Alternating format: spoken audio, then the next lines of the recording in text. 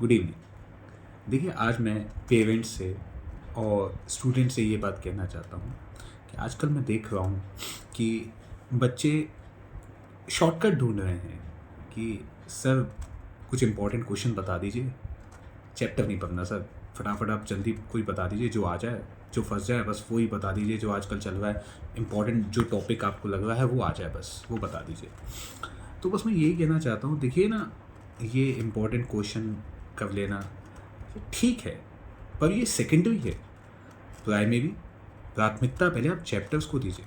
हम लोग चैप्टर ही नहीं पढ़ते हैं, बस इम्पोर्टेंट टॉपिक कि बस ये फंस जाए सर, ये बस पेपर में यही क्वेश्चन आ जाए, आप ऐसा कुछ बता दो। देखिए, इससे नॉलेज नहीं बढ़ेगी, सिर्फ प्रेशर पड़ेगा। क्या आप किसी के लिए आइडल बन रहे हैं? कल को आपसे आपका छोटा भाई बहन कुछ पूछ ले इस चैप्टर में क्या था, अभी नहीं मैंने तो बस ये याद कर लिया था वो। तो कभी कभी किसी बच्चे से कह दो कि कितने मार्क्स का ये आना ही सर। अब जैसे मान लीजिए इंग्लिश में हाल ही में कल की बात है, एक बच्चे को मैं ग्रामर पढ़ा रहा था कि एक चैप्टर चल रहा था direct indirect speech. Sir 10 marks का तो आना है, तो मैं क्या इस पर इतना दिमाग मारूँ? तो देखिए, 10 मार्क्स के लिए हम लोग इतनी बच्चे 100 क्वेश्चन 150 क्वेश्चन करते हैं, तब जाके उनकी कमांड, उनका परफेक्शन बनता है।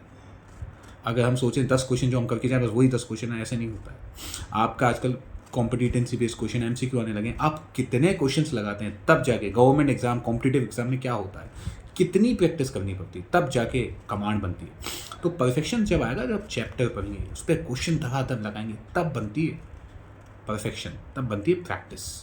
तो आजकल हम प्रैक्टिस नहीं करना चाहते, सीधा हम चाहते हैं बस हमारे सामने चीज़ बन के आ जाओगे।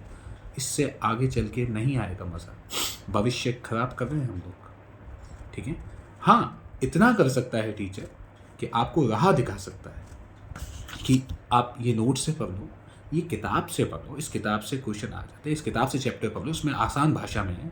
वो टीचर एक मेंटोर का काम कर देता है, वो गाइड कर देता है आपको, बट आपके सामने सीधा रूटीन नहीं रख देगा वो।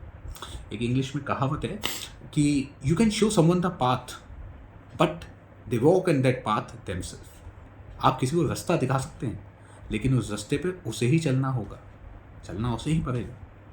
ठीक है, तो वो कहते हैं ना, you can lead a horse to water but you can't make it drink.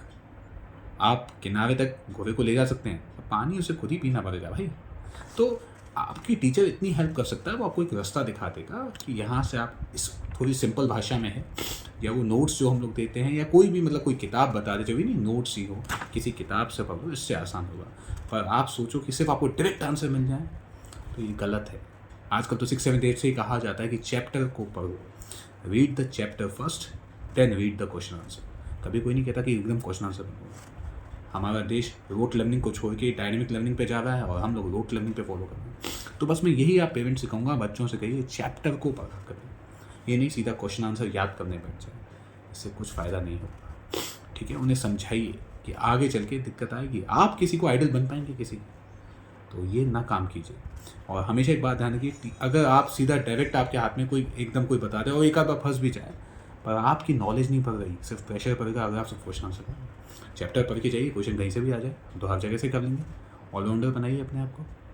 ठीक है, तो बस यही। और टीचर भी आपको रास्ता दिखाएगा, वो आपको can show the path of success but you can not give you the success. वो आपको एक रास्ता दिखा सकता है सक्सेस का, सीधा हाथ में नहीं दे देगा सक्सेस आपको, सक्सेस आपको खुद ही पानी पड़ेगी। ठीक है, थैंक यू।